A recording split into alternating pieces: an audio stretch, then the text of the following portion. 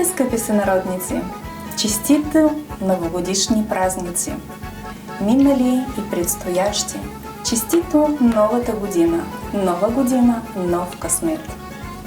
В последната нощ на годината, когато часовникът се приближава към полунощ и домът ухае на празник, има една традиция, която ни събира. Това е новогодишната баница с късмети. Тя не е просто храна. Тя е надежда, скрита между корите. Усмивка, която ни чака да бъде разчупена. Която дава малко вяра, че хубавото все още предстои.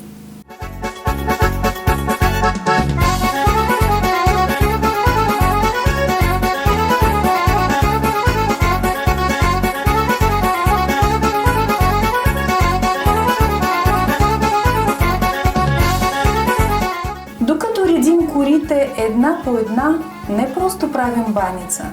Ние подреждаме надеждите си за идващата година. Всяка кора е като ново начало.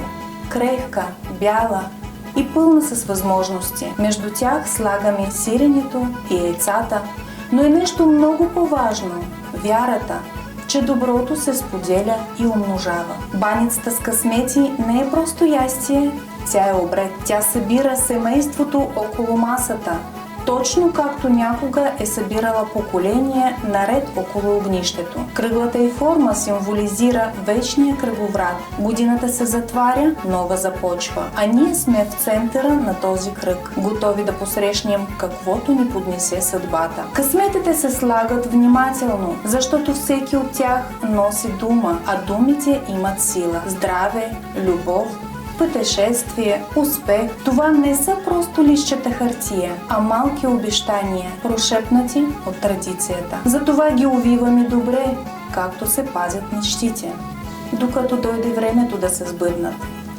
Когато завием баницата, сякаш затваряме старата година вътре в нея с всичко научено, преживяно или прежалено. А когато я полием с масло и пожелаваме мекота и изобилие, да е богата годината, да е щедра.